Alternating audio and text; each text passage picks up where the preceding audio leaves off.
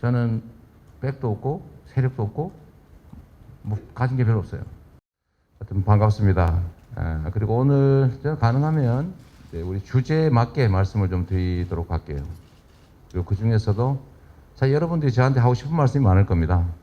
우리 교수님께서도 또 각별히 언론에 날만한 얘기를 하면 따따블 점수를 주겠다고 한 이유는 아픈 질문을 많이 해라 뭐 이런 취지 같아요. 콕 하면 찔러서 이재명 당황하더라.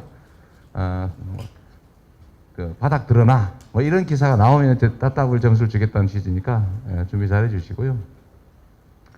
어쨌든 저는 오늘 주제에 맞게 금융과 경제, 또 제가 생각하는 경제는 뭔가 여러분께 한번 말씀을 드리려고 합니다. 주로는 경제에 관심이 많은 분들이실 테니까요. 경제라는 언어는 뭐 여러 가지 어원들이 있는데 경세, 재민의 준말이라고 우리가 보통 알죠. 결국 세상 사람이 어떻게 하면 잘 살 수 있을까를 연구하는 학문이라고 생각합니다. 그리고 일부에서 이런 오해가 있죠. 경제는 과학이다. 사실 경제는 정치죠.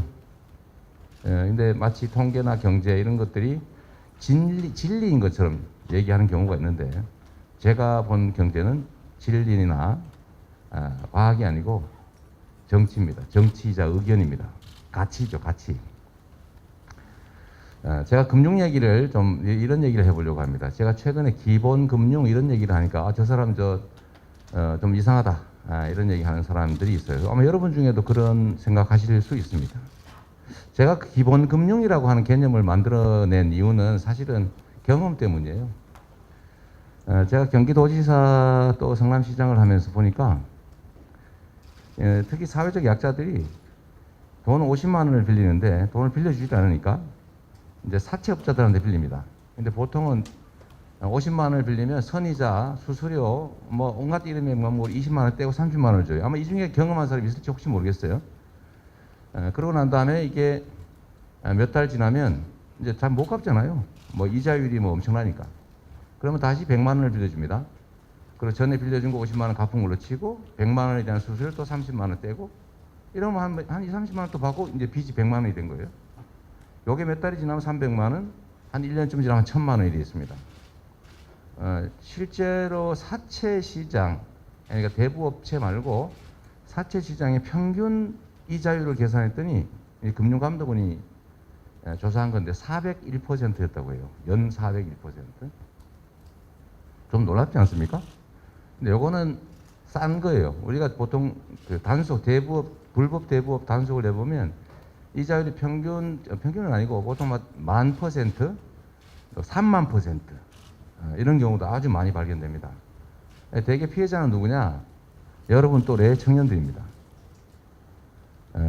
황당하죠. 아마 여러분들은 이런 거 겪지 않을 만큼 형편이 좋을지도 모르겠어요. 아마 여러분들은 서울대 경제학부 정도를 다니고 또 부모님들도 요즘은 좋은 대학 간 사람 부모들은 되게 잘 살기 때문에 은행에서 연 2% 이내 우대금리로 돈을 빌리는 게 얼마든지 가능할 겁니다. 그래서 제가 이런 제도를 만들었어요. 아니 어떻게 500%, 1000%, 3000% 이자를 주면서 돈을 빌렸을 수 있냐. 그거 해가지고 예산을 가지고 어차피 돈 50만 원을 빌려서 못 갚을 정도면 그 보호 대상자 아니겠어요? 가만 놔두면 결국은 기초생활수급자 된다. 그러니까 어차피 재정 복지 지출을 하기 전에 차라리 돈을 빌려주자. 빌려줘서 복지 대상자로 전락하지 않으면 그게 훨씬 재정적으로도 이익 아니겠냐 이런 생각을 해가지고 제가 500억을 예산을 마련해가지고 50만 원은 심사하지 않고 빌려드립니다.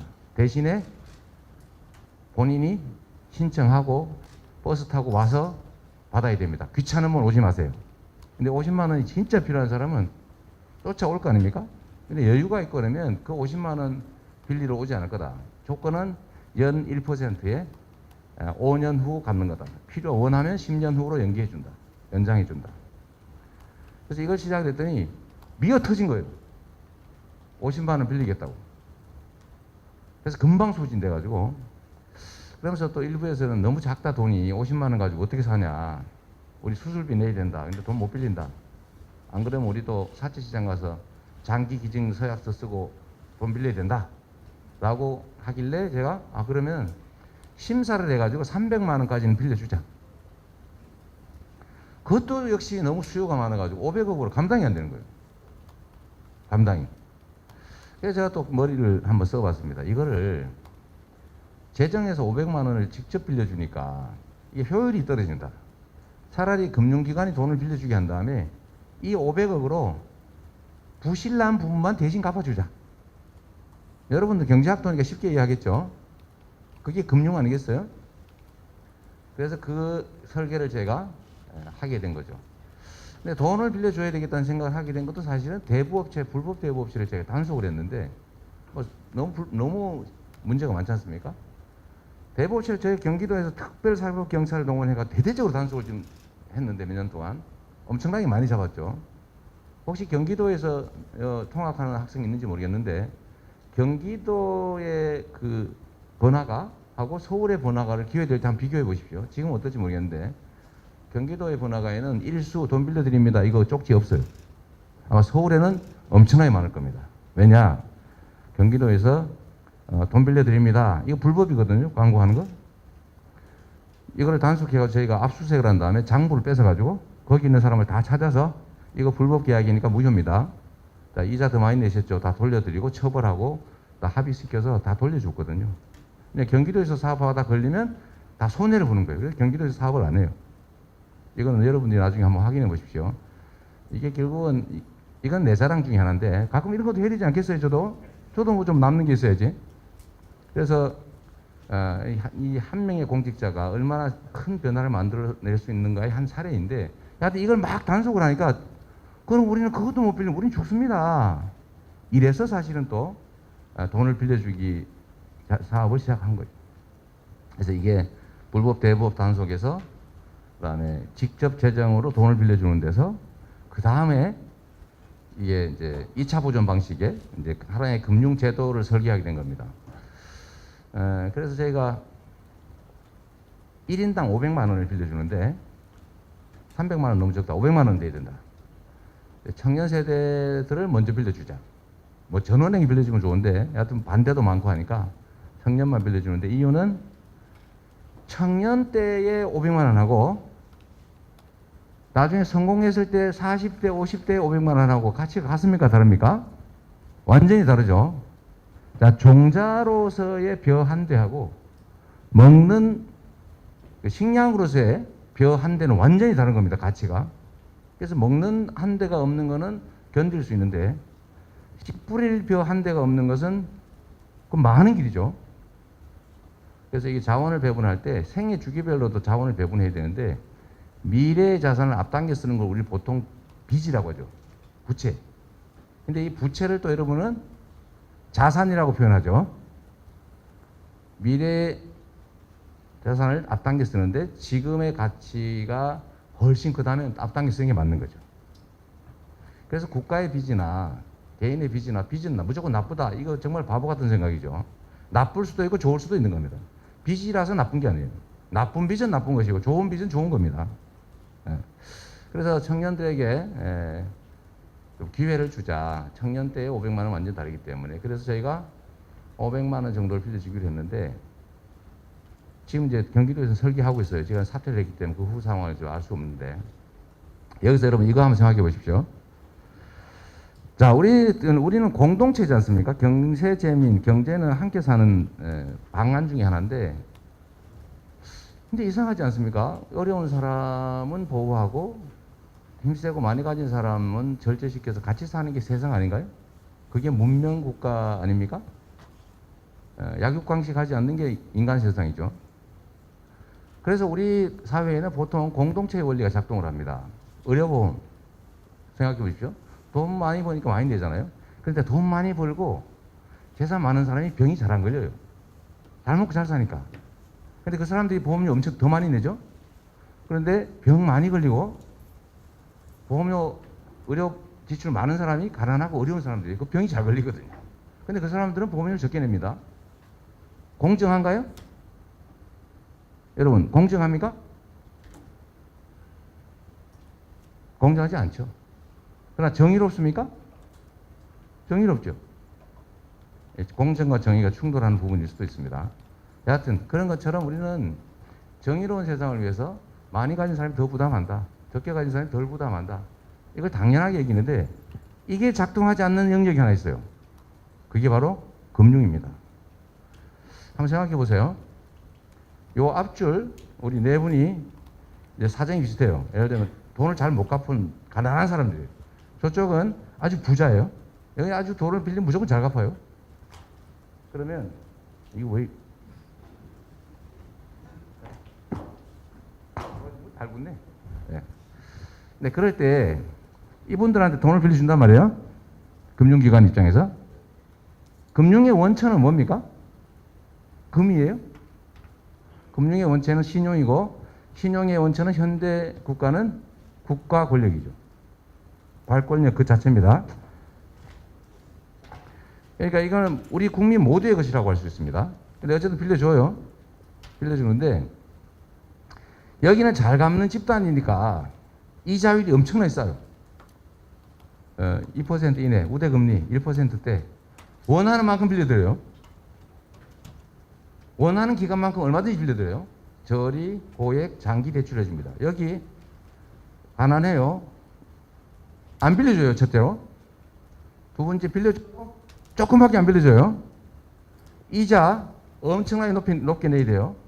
그리고 장기로 안 빌려줘요. 떼어먹힐 가능성이 많으니까.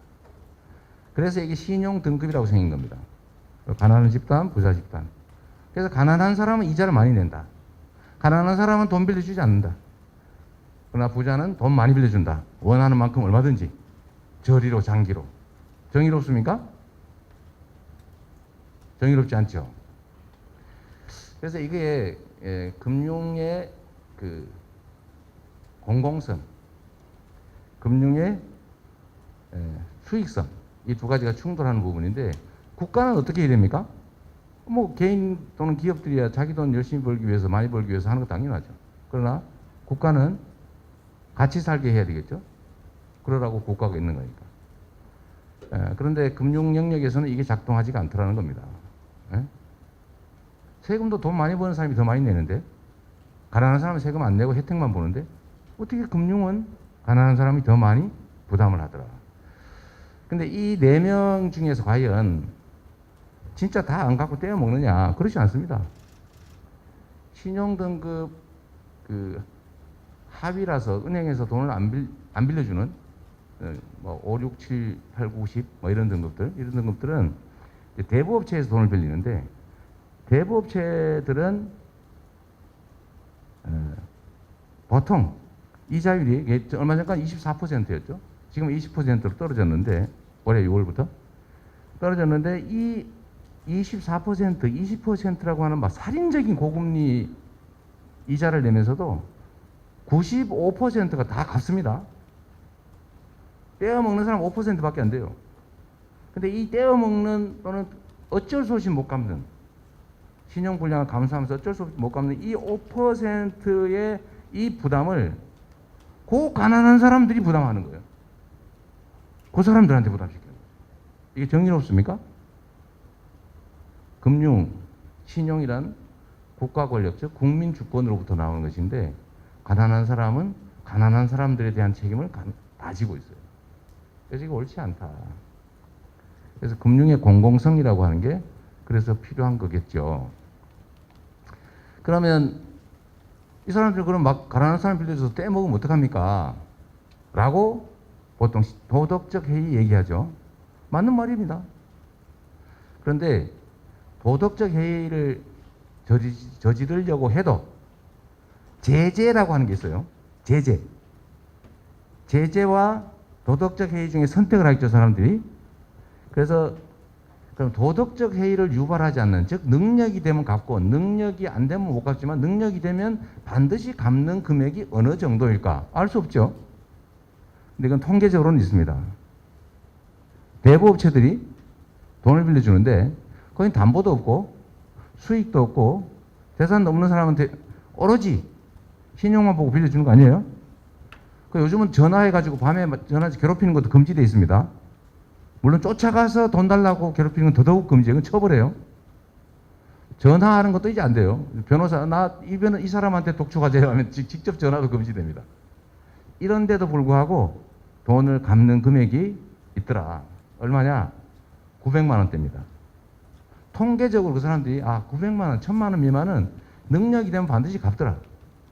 신용불량을 감수하면서 안 갚을 수 없는 금액의 최고치 또는 평균치가 한 900만 원 정도 되는 거예요. 여러분도 한번 생각해 보세요. 내가 돈을 1000만 원을 빌렸어요. 그런데 능력이 돼요.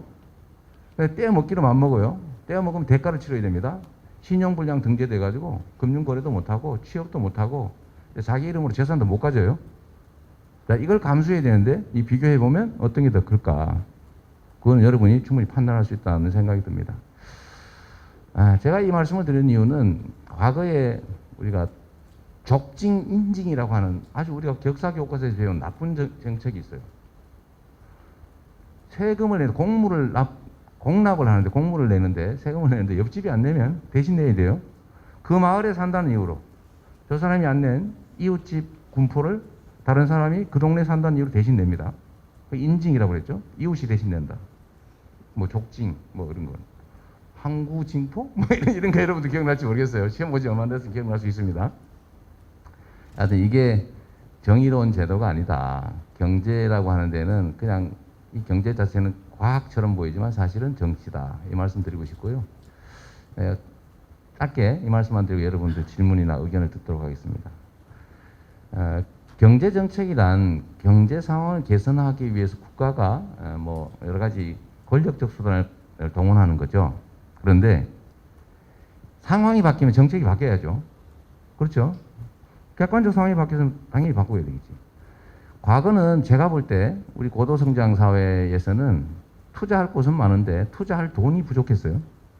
그래서 투자할 돈을 확보하면 투자할 곳이 많기 때문에 돈을 벌 수 있었습니다.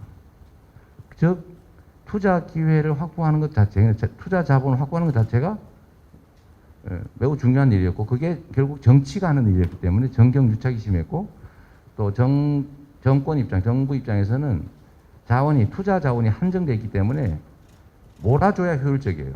그래서 그때는 소위 불균형 성장 전략을 취해서 특정 재벌, 특정 기업을 집중 지원했습니다. 그리고 돈 빌리는 게 이익이었기 때문에 기업의 부채 비율이 막 수백 프로, 쉽게 말하면 천몇백 프로 이렇게 올라갔죠. 빌려서 투자하면 남으니까. 지금은 완전히 바뀌었습니다. 투자할 곳은 없는데 투자할 돈은 남아 돌아서 이자를 받기는커녕 마이너스 이자. 즉 지금 100억 빌려가지고 5년 후에는 950억만 갚으세요. 라고 해도 돈을 안 빌려갑니다. 즉 금융이 작동하지 않는다 그 뜻이고 더 본질적으로는 투자할 곳은 없는데 투자할 돈은 남아도는 시대가 됐죠.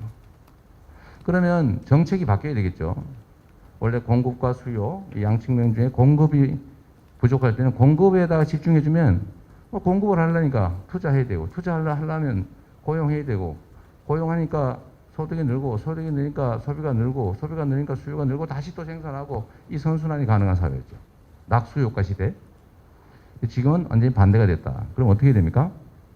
수요가 부족한 시대가 됐으니까 수요를 보강하는 정책이 필요한 시대로 본질적으로 바뀌었다. 그래서 제가 이 점에 대해서 근본적으로 지금 현재 기재부와 의견이 좀 다르기 때문에 가끔씩 기재부와 충돌하는 모양이 벌어지는 거죠. 하여튼 제가 드릴 말씀 여기까지 하고 우리 여러분들 뭐 질문이나 의견에 답하면서 제 의견은 좀 더 추가로 말씀드리도록 하겠습니다. 자, 아까 우리 교수님 말씀하신 준비된 질문들이 있겠죠? 아무나. 네, 가까운 데부터 먼저 하겠습니다. 방식은 여기 한 번, 여기 한 번, 여기 한 번, 앞에 한 번, 뒤에 한 번 이렇게 또 남녀 이렇게 섞어서 하도록 하겠습니다. 네. 그래서 편하게 말씀하십시오. 네, 경제학부 배상원입니다. 네, 이재명 후보님 오늘 강연 잘 들었습니다. 아까 말씀하신 부분에서는 국내적인 상황이랑 국가 원수로서의 대통령에 대해서 말씀을 해주셨는데 저는 국가를 대표하는 사람으로서 대통령으로서 어떤 행보를 하실지가 좀 궁금합니다. 특히 미중 무역 분쟁이 심화되면서 최근 요소수 사태가 벌어지고 있기도 하고 뭐 그런 다양한 이제 미국 쪽인지 중국 쪽인지 그런 것도 좀 궁금하고 국가 발전에 대해서 로드맵이 있으신지 그리고 가상화폐 관련해서도 어떤 입장을 취하고 계신지가 궁금합니다. 질문이 내용이 너무 많은데 간단하게 몇 가지만 하겠습니다. 미중 중에 어느 쪽이냐 선택을 해야 된다. 선택을 한다면 어디냐 이렇게 말씀하시는데 저는 선택하지 않는 상황을 만드는 게 진짜 능력이라고 생각합니다. 이 반도 국가의 특성이죠. 해양 세력과 대륙 세력이 충돌하는 중간에 위치해 있는 소위 지정학적 위치라고 하는 거죠. 근데 그 중에서 우리가 한쪽을 선택하면 다른 쪽이 가만히 있겠습니까? 가만히 안 있겠죠. 우리가 선택하면 안 되고 그들이 선택하게 만들어야 된다. 그럼 가능하냐? 선택을 강요당하는 상황을 이겨내지 못하면 결국 보통의 반도 국가들이 겪는 방식으로 찢어지거나 분할 점령되거나 사라지죠. 그런데 반도 국가의 이점을 살려가지고 융성하는 나라도 있습니다. 그거 없어도 됩니다. 융성한 나라도 있는데 그 근본은 뭐냐면 일단은 강력한 국력이 필요하죠. 병성 파워 더하기 연성 파워까지 합쳐서. 두 번째는 그 국가 지도자의 리더십이죠. 리더십의 핵심은 철학과 용기입니다. 뚜렷한 자기 주관을 가지고 용기를 가지고 대응해 나가는 것. 이렇게 하면 우리가 그들이 선택하게 할 수 있죠. 미중 간의 관계들은 마찬가지라고 생각합니다. 물론 한미동맹이야 매우 중요한 우리 안보의 근간이라서 고도화하고 발전시켜 나가야 되겠지만 중국과의 소위 말하는 전략적 협력 동반자의 관계 이것도 계속 확대해 나가야죠. 우리가 그걸 한쪽을 버릴 수는 없지 않습니까? 그리고 충분히 그렇게 할 수 있는 힘이 있다고 저는 생각하고요. 뭐 무역 분쟁이나 요소수 문제는 우리가 너무 단기 효율에 집중해 왔기 때문에 생긴 문제다. 우리가 단기 효율이 좀 떨어지더라도 장기적인 안정성을 중시했더라면 100% 특정 국가의 수입에 의존하는 상황을 만들지는 않았겠죠. 국내 생산 기반도 어느 정도는 가지고 있어야 되고 또 수입 다변화도 했어야 되는데 그냥 오로지 국가의 책임은 다 방기하고 민간의 경쟁에만 100% 맡기니까 가장 싼 곳이 전부를 수출하는 가장 싼 곳으로부터 100% 수입하는 상황이 됐는데 이게 이제 국가적 위험 요인이 된 거죠. 그래서 어떤 수입 다변화라든지 또 국내 생산 기반을 만들어내는 게 이런 요소수 사태를 이겨내는 길일 것이다라고 생각하고요. 세 번째로 가상화폐 부분은 저는 매우 긍정적으로 생각하는 사람입니다. 어차피 세상이 이제는 실물 세상에서 디지털 세상으로 전환되는 시점입니다. 아주 질적인 대전환인데 과거에 매여 있는 사람들은 이걸 이해를 못하죠. 이해를 못합니다. 우리가 겪는 변화는 여러 가지가 있는데 이 디지털 전환이라고 하는 게 있는 거예요. 엄청나게 큰 변화입니다. 그 안에서 누가 가상세계 안에서만 있는 그림을 주택을 설계가 집을 지었는데 그걸 돈을 주고 사고 팔고 있잖아요. 아니 없는 거예요. 그러나 있는 겁니다. 이미 있어요. 그리고 그 안에서 사람들이 활동하고 있습니다. 코인이라고 하는 것도 이미 하나의 거래 수단으로 또는 가치 저장 수단으로 이미 다중이 인정하고 있어요. 예를 들면 우리가 이게 종이 돈 이 자체가 가치가 있습니까? 뭐 없어요. 아무것도 아니지 뭐.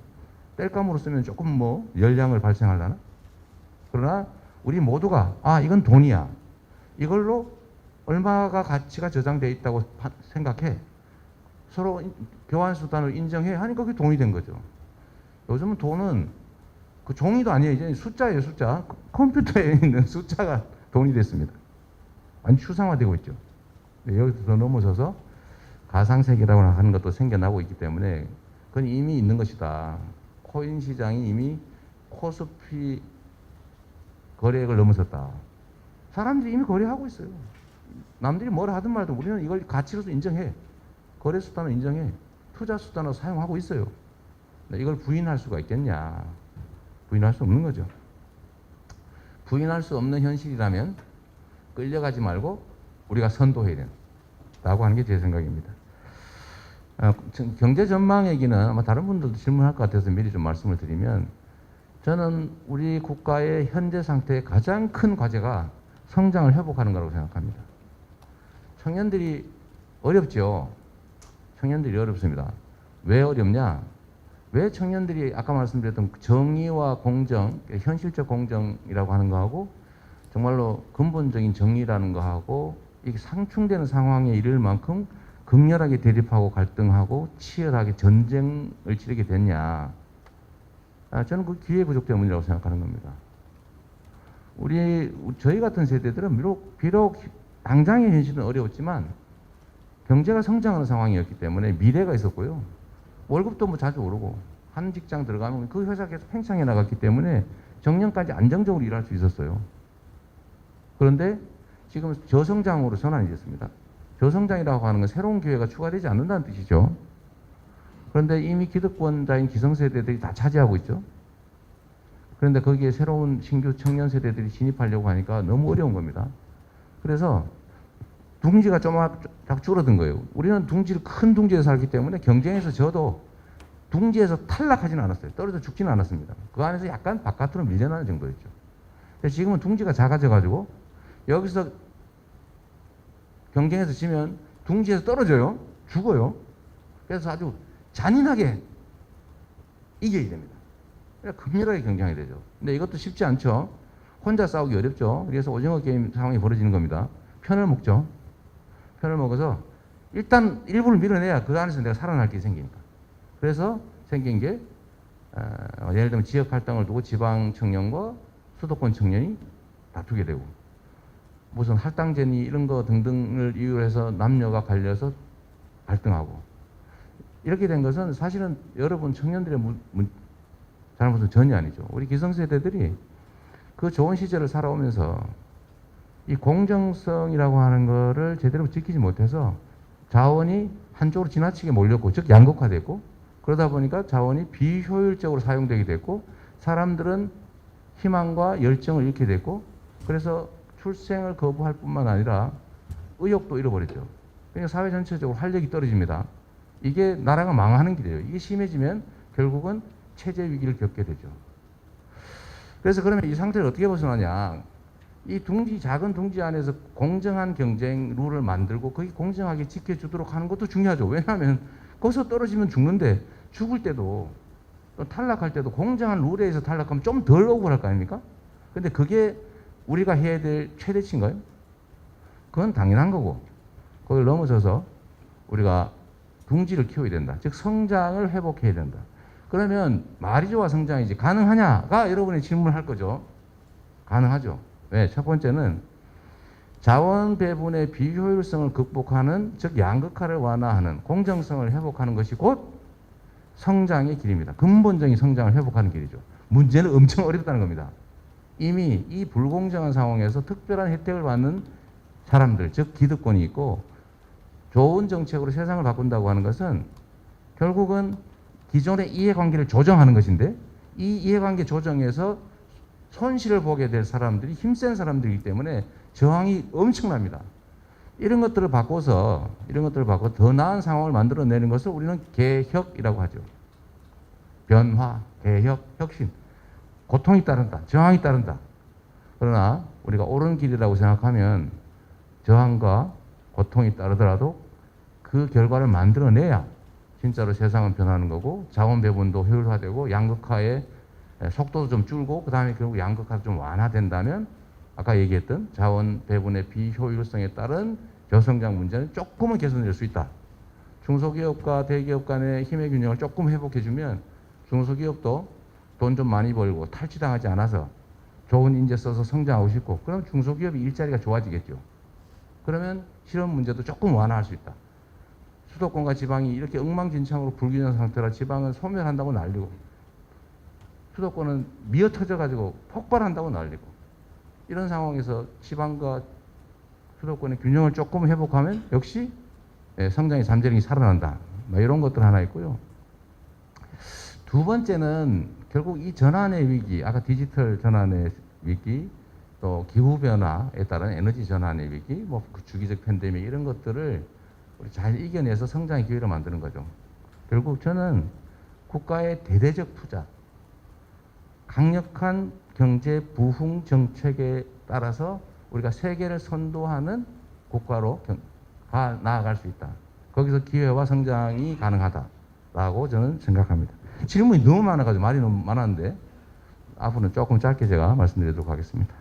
이번에 왼쪽 마이크는 오른쪽 들고 있어요. 오른쪽 뒤에 합시다. 오른쪽 뒤에 혹시 네, 저 맨 뒤에 남학생 하시죠. 그리고 다음은 왼쪽으로 가도록 하겠습니다.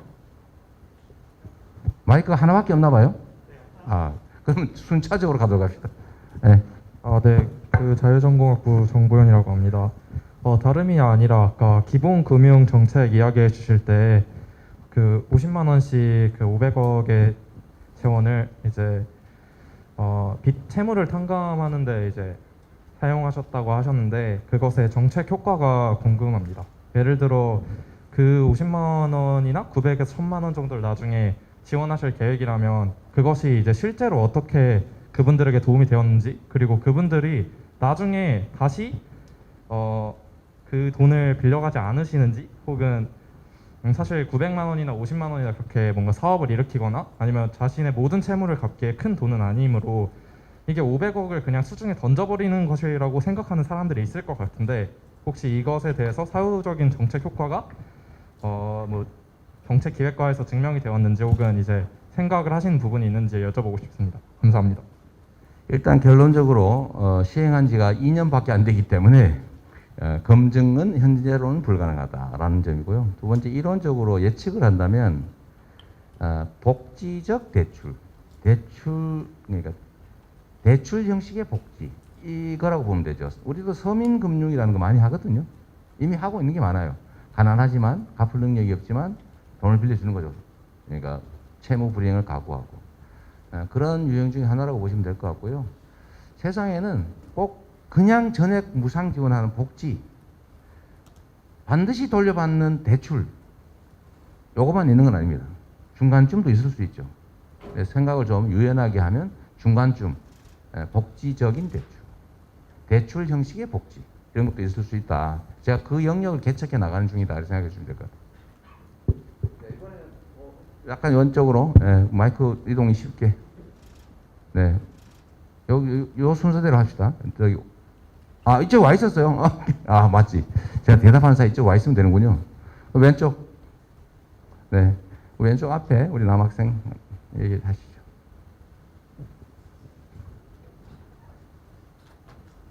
네, 경제학부 이창호라고 합니다. 저는 현재 우리나라가 직면한 문제 중 나라의 장기적인 운명을 좌우할 수 있는 가장 중요한 문제가 저출산 문제라고 생각합니다. 작년 기준으로 합계 출산율이 0.84명대까지 떨어졌고 서울은 0.64명대까지 급격히 하락하였습니다. 이는 부동산 가격의 폭등, 청년 취업난 심화, 갈수록 깊어지는 남녀 갈등 등 복합적인 요인에서 비롯되었지만 결국 가장 주요한 요인은 경제적인 요인인 것 같습니다.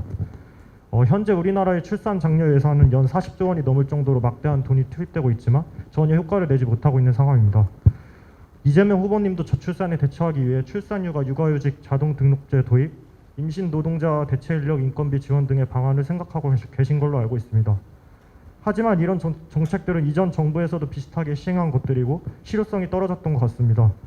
저는 그래서 이재명 후보님 공약의 가장 핵심인 기본소득을 출산의 문제에 대입해보는 방안이 혁신적일 거라 생각했습니다. 그리고 지금 쏟고 있는 예산을 감안할 때 현실적이라고 생각했습니다. 이론적으로도 현금 보조, 현물 보조, 가격 보조 중에 현금 보조가 가계 효용을 극대화시켜주고 헝가리에서도 파격적인 현금 지원 출산 정책으로 큰 효과를 보고 있는 것으로 알고 있습니다. 하지만 기사를 찾아보니 후보님이 과거 경기도지사 재직 시절에 출산 기본소득이 예산 집행의 효율성, 가성비 측면에서 고려할 점이 많다고 답변을 하셨던 것 같은데 혹시 지금 출산 기본소득의 도입에 대해서 어떻게 생각하시는지 궁금합니다. 일단 잠깐만, 먼저 출산 기본소득을 본인은 어떻게 개념 정리하셨어요? 저는 지금 되게 출산율 문제가 심각하다고 생각을 해서 좀 일시적으로 현금 지원하는 방향으로 생각을 하고 있었어요. 제가 출산 기본소득이라는 개념의 언어를 쓴 일이 없어서 혹시 이게 어디 제가 보기에 어디에 다른데 교과서나 아니면 문헌에 나올 것 같지는 않고 본인이 처음 쓴 얘기 같거든요. 기사에서요. 출산 기본소득을? 그게 아마 산후조리비 지원 얘기하는 거 아닌가요 혹시? 여하튼 알겠습니다. 그냥 뭐 충분히 이해하고 제가 말씀을 드리도록 할게요. 네, 기본소득에 대해서는 논쟁이 참 많습니다. 저는 피할 수 없는 소위 기술혁명 시대 질적으로 전환된 새로운 세계에 반드시 있어야 될 정책이라고 생각합니다. 여러분도 그 점을 한번 생각해 봐 주십시오. 길게 말씀드리긴 그러니까 마크 저커버그, 빌 게이츠 아니면 일론 머스크 같은 이 성공한 디지털 기업의 CEO들이 왜 기본소득을 주장할까? 왜 할까? 그 사람들이 왜 주장하는지 말하는 걸 제가 보지를 못해서 정확하게 왜 그런지는 인용은 못하겠는데 제가 해석하기로는 미래에는 글로벌 디지털 기업들이 중심이 될 거고 점점 비중이 옮겨가잖아요. 그럼 결국은 고용 없는 영리 활동이 대대적으로 이루어질 것이고 그러면 결국은 시장이 사라지거나 위축된다. 파이 자체가 통째로 줄어든다. 라는 생각 때문이 아닐까 생각합니다. 물론 이건 기본소득을 주장한 데는 이 소득 지원을 늘리자라는 좌파적 사고도 있는 거고 이 복잡하고 비효율적인 복지제도를 완전히 통폐합해가지고 현금으로 아까 말씀하신 대로 현금 지원으로 효율성을 늘리자. 이런 우파적 입장도 있는 거죠. 이 세 가지 입장 중에 어떤 것이 반드시 옳다고 저는 생각하지 않습니다. 여하튼 결론은 우리 미래 사회에는 기본소득이 피할 수 없을 것이다. 그러나 지금 당장 그러면 할 거냐? 쉽지 않죠. 박근혜 전 대통령이 기본소득을 제일 먼저 주장했던 사람입니다. 여러분 놀랍지 않습니까? 부분 기본소득. 65세 이상은 자산소득 가리지 않고 무조건 20만 원씩 지급하겠다. 그게 부분 기본소득이었죠. 전 국민에게 확대되면 보편 기본소득이 되는 거죠. 지금 아동수당 10만 원씩 다 지급하고 있죠. 계속 늘리고 있는데 이것도 역시 기본소득이죠. 그래서 저희는 청년 기본소득도 하자. 청년 세대가 너무 어려우니까 가장 취약한 계층이 됐으니까 가장 보호받지 못하는 계층, 가장 희망이 없어진 계층이 됐으니까 지원하자는 얘기가 제가 청년 기본소득이었는데 출생률 얘기를 좀 하면요. 저출산을 어떻게 극복할 수 있느냐. 예를 들면 일가정 양립을 통해서 가능하냐. 아니면은 남녀 성평등을 회복하는 것으로 가능하냐. 뭐 그것도 하나의 방법이겠죠. 또 뭐 여러 가지 있겠죠. 예를 들면 육아, 보육, 출산, 교육 이런 데 지원을 많이 해주면 육아 부담이 또는 양육 부담이 줄어드니까 아이를 많이 출생하지 않을까. 즉 출산 회피를 줄일 수 있지 않을까. 다 맞는 말이죠. 근데 저는 본질적인 대책은 못 된다고 생각합니다. 가장 본질적인 문제는 문제 속에 답이 있잖아요. 가장 본질적인 원인은 미래가 없다는 겁니다. 전쟁을 겪을 때도요. 사람들은 내가 지금 힘들게 살지만 내 다음 세대는 지금의 나보다는 훨씬 더 행복하고 더 나은 삶을 살 것이다 라고 기대했어요. 그래서 출산을 많이 했어요. 그런데 지금은 아마 인류 역사의 처음일 겁니다. 기성세대도 청년 세대는 너무 어려워. 나보다 더 힘들 거야. 청년 세대는 이렇게 생각합니다. 내가 새롭게 만들어낼 내 다음 세대는 나보다 더 어려울 텐데 나도 이렇게 고통스러운데 나보다 더 고통스러운 미래를 내 자식들한테 물려준단 말이야. 나도 고생해가면서 뭐하러 해 그거를. 이게 제일 큰 원인일 겁니다. 결국은 사회 전체의 희망을 만들어내야죠. 좌절과 절망이 아니고 그래 더 나은 세상이 가능해 라고 믿어지는 세상을 우리가 만들어내야 됩니다.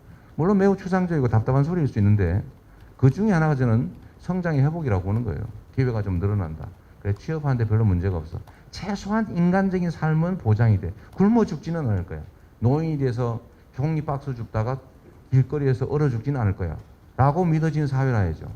성장을 회복하고 복지를 확대하고 기본소득을 도입해서 최소한의 인간적 존엄을 유지할 수 있는 삶은 보장이 된다. 라고 믿어져야 되겠죠. 그 안에 이제 뭐 여러 가지 정책들이 다 들어가야 되겠지만 저는 가장 근본적으로는 희망을 다시 만들어내야 된다. 그 핵심은 성장을 회복시키는 것이다. 라고 생각합니다. 네, 마이크 어디 가지고 있어요? 그 근처에 손 드신 분 주세요. 네, 가까운데. 우리 여학생 한 분도 아닌데 앞에 여학생 그림 되겠네. 네. 우리 그 마이크 들고 다니는 사람 마음대로 하세요. 네. 말씀하십시오. 네. 안녕하세요. 경영학과 김규빈입니다. 네네. 앞서 금융 공공성에 대해서 말씀을 해주셨는데 이런 신용이 낮은 사람들에 대한 정부 지원 정책이 역으로 신용이 높은 사람들의 소비를 줄이거나 아니면 근로 의욕이 감퇴되어서 반대로 신용이 낮은 사람들에 대한 피해가 갈 수 있는데 이런 정부 정책으로 인해서 시장 경제 원리가 무너지게 된다면은 긍정적인 효과보다 역효과가 더 클 수 있다고 생각을 합니다. 이런 문제를 단기적으로는 도입할 수 있지만 장기적으로도 이런 정책을 어떻게 시행할 수 있는지가 궁금합니다. 그래서 경제는 과학이 아니라 정치고 정책이라고 하는 거죠. 문제가 있을 때 그 문제를 해결하는 데 필요한 수준까지 하고 문제를 악화시키는 수준으로 가지 않게 하는 게 그게 정책적 능력일 겁니다. 그러니까 현재 상태로는 제가 며칠 전에도 이 기사를 봤는데 전 세계에서 은행들이 이 코로나19 사태 때문에 영업이익률이 다 줄었습니다. 유일하게 한국만 영업이익률이 확 늘었어요. 왜 그럴까요? 왜 다른 나라는 코로나19에서 10몇 %씩 영업이익률이 확 줄었는데 어떻게 한국에 있는 은행들은 영업이익률이 10몇 %씩 더 늘었을까요? 결국 정책 잘못이죠. 정부 정책 잘못이죠. 원래 금융이란 아까 말씀 잠깐 드렸지 않습니까? 전에는 은행이 자기가 금을 가지고 있으면서 이 금 가지고 금 교환권을 화폐로 썼던 거 아닙니까? 근데 이거 금이 요새 신용의 원천이 아니에요. 아까 말씀드렸던 것처럼 국가 권력 그 자체가 됐죠. 국가가 보증한다. 그런데 혜택을 누가 봅니까?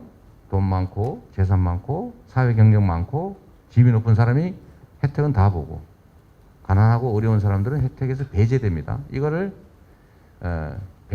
금융 배제라고 하죠. 요새는 아예 은행 문턱을 못 가게 되어 있습니다. 그래서 계좌 개설해주기 운동하는 나라도 있어요. 우리도 지금 지점들이 다 폐쇄되고 있습니다. 그래서 이럴 때는 국가의 공적 개입을 늘려줘야 된다. 원래 은행들 중에서는 말입니다. 주택은행, 서민들의 집 마련을 하기 위해서 서민들에게 집 마련할 때 저리 장기 돈을 빌려주는 목표의 은행이 있었어요. 그 다음에 국민은행, 서민들의 금융자산을 만들어주기 위한 목표의 은행이었어요. 돈 버는 목표가 아니고. 그런데 이게 소위 IMF를 거치면서 전부 상업은행이 됐습니다. 오로지 돈을 버는 게 목표인 금융기관으로 싹 바뀌었는데 역시 한번 여기서 질문해 볼 수 있죠. 우리가 어쩔 수 없이 그렇게 됐지만 과연 그게 정의로우냐? 저는 그렇지 않다고 생각하거든요. 여러분도 한번 질문을 되새겨 보시고요. 금융이란, 은행이란 공적 기능도 하는 거죠. 돈도 벌어야 되지만 그 사회가 필요로 하는 일들을 해내야 된다. 즉 외국 은행들은 손해를 보는데 영업이익률이 줄어들었는데 우리는 왜 영업이익률이 확 늘었을까? 공공적인 기능을 많이 줄였기 때문이죠. 근데 그걸 늘려야 된다는 것이고요. 그다음에 소액의 대출을 예를 들어 규모를 따져보면 50만 원, 100만 원, 500만 원 그게 뭐 큰 돈이냐? 이렇게 생각하는 사람도 있는데 20만 원이 없어서 일가족이 자살하는 사태가 상당히 많습니다. 얼마 전에 여러분들 그 청년 중에 아버지를 부양을 해야 되는데 부양을 못했다고 유기치사로 징역 4년 받은 사람이 있죠. 그 언론에 아마 여러분도 보셨을 겁니다. 거의 2만 원 빌리라도 못 빌렸다는 거 아니에요? 그런 사각지대들이 있습니다. 그래서 그런 점들을 보면 아까 말씀하신 대로 일정한 범위까지는 효과가 있고 모든 정책은 그래요. 그러나 도를 넘어서면 비효율을 발생시키죠. 근데 그 단계로 가지 않게 하는 게 능력이죠. 또 마이크 어디가 있습니까? 마이크 옆에 드리십시오. 저 잠깐 좋은 정책을 제가 하나 도입하겠습니다. 후보님이 요걸 쓰시죠. 그래도 좋은. 역시 교수님 훌륭하십니다. 네네. 네, 말씀하십시오. 네. 그러시죠. 네. 거기 왔다 갔다 힘드니까. 네, 강연 내용 너무 잘 들었습니다. 조금 크게 말씀해 주십시오. 네. 잘합니다.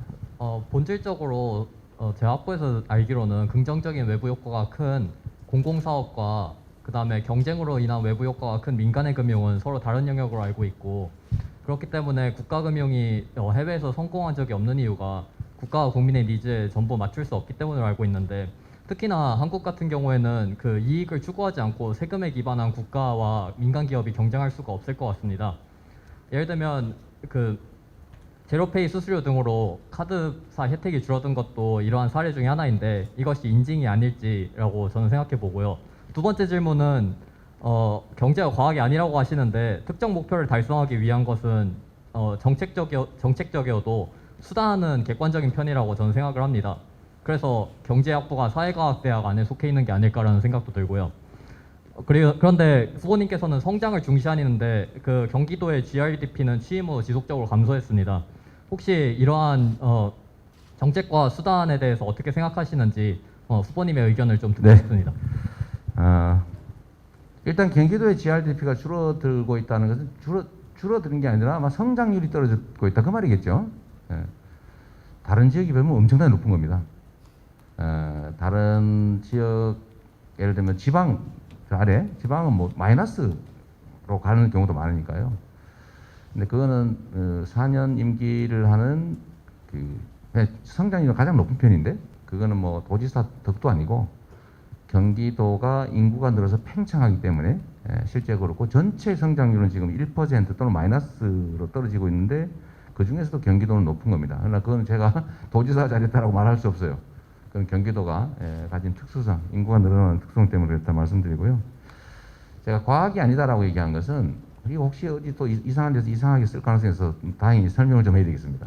제가 존경하는 박근혜 대통령님 그랬더니 진짜 존경하는 줄 알고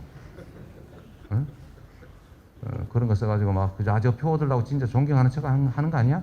이런 분들 계시던데 그 전혀 아닙니다. 말이란 맥락이 있는 거죠. 맥락이 앞뒤 맥락이. 그래서 맥락을 무시한 참 진짜 문제입니다. 우리 국민들의 집단 지성 수준을 무시하는 그런 일인데 요 과학 아니다 이 얘기도 혹시 오해를 해가지고 저는 무식한 소리 했다 라고 할까봐 내가 말씀을 드리면 반론의 여지 없는 진리가 아니다 그 뜻입니다. 비과학이라는 얘기를 하는 게 아니고 제가 말한 말씀의 뜻은 엄밀한 의미의 과학이란 이론이 없어야 맞는 거죠. 과학. 그러니까 이게 제가 이 얘기를 드는 이유는 마치 어떤 통계나 어떤 경제적인 결과들이 마치 진리인 것처럼 얘기하는 경우가 있어요. 진리인 것처럼. 그건 진리는 아니다. 정책적 판단의 결과물이다. 얼마든지 다른 해석이 가능한 일이다. 라는 뜻의 얘기였습니다. 그러니까 이게 혹시 어디 이상한 또 해석해가지고 언론에서 제목으로 과학 아니다 주장, 무식 드러내 이런 줄 알았으면 좋겠고요. 이제 민간과 공공 영역의 조화에 관한 문제를 말씀해 주신 것 같습니다. 좋은 의견이시고요. 당연히 자본주의 시장 경제 질서는 민간 중심이라 해야 돼요. 일자리도 민간이 만드는 것이고 그럼 국가의 역할은 뭐냐? 민간이 자유롭게 창의와 혁신을 발휘할 수 있게 해주는 것이죠. 다만 또 가만히 내버려 두면 약육강식의 그 밀림의 법칙이 작동하기 때문에 그 점은 최소한 최소화해야 되겠죠. 그래서 공정한 경쟁의 룰을 만드는 거죠. 그게 규제라는 이름으로 이제 나타나게 되는데 보통은 규제를 완화하는 게 무조건 좋다라고 생각하지만 저는 그렇게 생각하지 않습니다. 규제란 경쟁과 창의, 효율을 제고하는 규제는 강화해야죠. 즉 독점을 막다든지 예를 들면 독점으로 행포를 부린다든지 이런 걸 막아야죠. 그건 규제죠. 그것도. 그러나 필요하죠. 그러나 또 규제 중에서도 이제 창의와 혁신, 합리적 경쟁을 가로막는 그런 규제도 있습니다. 그런 것은 또 완화하거나 없애야 되겠죠. 그러면 그 경계선이 도대체 어디냐? 이거는 역시 정치적이죠. 이건 가치 판단이 많이 작동할 수밖에 없는 거죠. 그래서 제가 아마 경기도 공공배달앱 가지고 말씀을 하셨을 수도 있는데 저는 혁신의 결과를 존중한다. 그러나 혁신의 결과가 아니고 독점의 횡포는 허용하면 안 된다. 어쩌면 이제 디지털 세상이 열리고 있기 때문에 플랫폼은 상당한 경우는 디지털 인프라다. 디지털 SOC에 해당할 경우가 많다. 그러니까 다 독점해가지고 그거를 폭리를 취하거나 이렇게 하지 않도록 경쟁할 수 있는 상황을 만들어주는 것도 중요하고 또 기본적인 인프라 위에서 민간이 창의와 혁신이 가능하게 하는 것도 국가의 역할이다. 국가가 사실은 선도적 투자를 좀 해줘야 되는 거죠. 또 그다음에 네, 이 앞줄에 너무 안 해서 앞줄로 잠깐 오십시오 누가. 네. 또 여기 왼쪽은 없고 이 앞줄에 하시죠. 네, 우리 마이크맨이 알아서 마음대로 하십시오. 네, 후보님 말씀 잘 들었습니다. 저는 경제학부 류정석입니다. 최근 후보님께서는 전국민 재난지원금이나 국토보유세 신설 등과 같은 경제정책을 제안하셨다가 반대 여론이 높아지자 철회하신 바가 있습니다. 그렇다면 후보님께서 제안하신 정책들이 국가와 국민을 위해 꼭 필요한 정책이 아니라고 생각하셨거나 신중히 검토해보지 않으셨음에도 포퓰리즘 차원에서 대선에서 표를 얻기 위해 제안하신 것인지, 아니면 꼭 필요한 정책이라고 생각하셨음에도 국민의 반대 여론이 높기 때문에 정책을 철회하신 건지 네. 궁금합니다. 그리고 또 만약 이 정책들이 국가와 국민을 위해 꼭 필요하다고 생각하셨음에도 국민이 반대했기 때문에 철회하신 것이라면 이제 대통령이 되신다면 국민들의 반대 여론이 높음에도 불구하고 국익을 위해서 반드시 실현해야 하는 정책들, 예를 들어서 뭐 국민연금 개혁이나 건강보험 개혁과 같은 과제들이 있을 텐데 이런 정책들을 제대로 추진하실 수 있을지 궁금합니다. 네. 아주 아픈 지적일 수 있는데 그건 전제가 약간 다르기 때문에 크게 아프진 않습니다. 저는 철회한 일이 없어요. 이건 철회가 아니고 기본적인 원리를 말씀드린 겁니다. 일단 전국민 재난지원금은 저는 국가의 재정은 한계가 있기 때문에 가능하면 효과가 중첩적으로 나타나게 하는 게 진짜 실력이라고 생각해요. 단순히 현금만 국민 가계 지원을 하면 요즘은 소위 축장이라고 그러죠. 축장. 경제학도들이시니까 잘 아실 것 같고 쌓아놓잖아요. 안 쓰고. 왜냐하면 미래가 불안하니까. 일본이 헬리콥터 머니를 많이 뿌렸지만 효과가 없었다는 겁니다. 이유는 단순해요. 주면 그냥 저금해버려요. 근데 이거를 이제 우리가 극복하기 위해서 아마 여러분도 보셨을지 모르겠는데 썩는 화폐를 개발해야 된다는 얘기가 경제학자 중에 있었습니다. 썩는. 그러니까 자꾸 축장을 하니까 지원을 해줬더니 아예 그냥 일정 시간이 지나면 썩어버리는 그런 화폐를 지원하면 소비가 잘 되지 않을까? 정책 목표를 잘 달성할 수 있지 않을까? 소비하라고 지원하는 거니까 쌓으라고 지원하는 건 아니거든요. 근데 이 썩는 화폐가 드디어 개발이 됐습니다. 그게 이재명이 만든 소멸성 지역화폐죠. 3개월 지나면 없어집니다. 그리고 어디 써야 됩니다. 당신네 지역에서만 써야 됩니다. 라고 하는 시간, 기간과 사용처, 사용 방법이 제한된 전자화폐가 드디어 나온 거예요. 그래서 우리는 작년에 1차 재난지원금 지급할 때 13조 원 정도에 불과한 1인당 한 7만 원, 6만 원, 7만 원 이 정도를 지급했는데 작년 여러분들 기억하실지 모르겠는데 작년 5월, 6월, 4월부터 5월, 6월 1차 재난지원금 지급되던 2달 동안 소매 매출이 엄청나게 늘어났습니다. 그죠? 통계적으로도 준 돈 더하기 31%를 더 썼다. 경제 효과는 180%가 났다. 이게 정부 공식 발표입니다. 그런데 2차, 3차, 4차 40조 원을 지원했죠. 선별해가지고. 뭘로 줬습니까? 현금으로 줬죠. 효과 있었어요? 받는 사람만 좋았겠지. 그러나 그게 순환이 안 되니까. 여러분이 잘 아시겠지만 경제는 순환이죠. 적은 돈이라도 많이 순환하면 경제 효과가 크고 큰 돈이라도 순환 안 하고 딱 멈춰버리면 효과가 없는 거 아닙니까? 그래서 이 소위 소비 승수, 재정 승수 이런 효과가 있는 방식의 1차 재난지원금이 정말로 효과가 컸다는 걸 우리가 알고 있어요. 이중 효과가 있었기 때문에 그렇습니다. 첫째는 소득 지원 효과는 당연하고 두 번째 거기 더하기 3개월 이내에 반드시 당신이 사는 지역의 골목에서 소상공인 자영업자한테만 써라 라고 했더니 동네가 살아난 거죠. 소상공일수록 대형 유통기업보다 당연히 소비 승수 효과가 크겠죠. 왜냐하면 동네 사람들은 내가 가난하기 때문에 막걸리를 팔아서 돈을 벌면은 내가 신발이 떨어졌기 때문에 신발을 사야 되고요. 신발 가게 주인은 그 돈으로 돈 벌면은 통닭 사 먹어야 되고 통닭 주인이 통닭 팔면은 닭을 사와야 돼요. 순환이 빠르단 말이에요. 그래서 효과가 있었던 것이고요. 그래서 저는 소비 쿠폰 형태의 재난지원금 또는 소득 지원은 앞으로도 계속 해야 된다라고 생각하고 있는 것이고 그것이 주기적으로 이루어지면 그게 기본소득이죠. 주기적으로 1년에 한 번이든 두 번이든 꼭 한 달에 한 번 해야 된다 보면 없어요. 뭐 정하기 나름이니까. 그래서 앞으로도 할 생각인데 이번에 왜 이걸 처리했냐? 이건 처리한 게 맞는데 이번 정기 국회에서 내년 본 예산에 넣는 것, 요 일회적인 거를 제가 포기한다. 왜? 내가 끝까지 주장할 수도 있는데 정부도 어렵다 그러고 특히 지금 당장 소상공인 지원을 더 늘려야 되는데 이것 때문에 태클이 걸려서 앞으로 못 나간다. 그러니까 소상공인 지원을 하려면 야당이 협조를 얻어야 된다. 야당이 이것 때문에 협조를 안 한다. 우리가 어떤 가치나 정책을 주장하는 것도 중요한데 더 중요한 것은 실질적인 국민의 삶이 개선되는 거니까 내가 포기한다라고 한 거지 이 정책 자체를 포기한 건 아닙니다. 이번 본 예산에 넣는 것을 양보한다 이런 거였죠. 국토보유세 얘기는 제가 국토보유세 정책 자체를 안 하겠다 그런 게 아니고 이거는 누구나 동의하는 거예요. 우리나라가 토지 보유 부담이 너무 적다. 전 세계에서. 그래서 투기의 원인이 된다. 그리고 우리는 거래세가 너무 비싸고 보유세가 너무 작다. 그러니까 이걸 체제를 백기편해 가지고 보유세 부담을 늘리고 거래세 대부분 부담을 줄여야 된다. 모두가 동의하는 거예요. 그 측면에서 이 정책은 결국은 해야 되고 다만 우리 국민들께서 해야 되는데 부담되는 거 싫어하잖아요. 좋은 일이라도 본인이 고통스러워서 싫다고 하는 것을 대리인 입장에서 강행하면 안 된다. 설득해서 동의를 받아야 된다.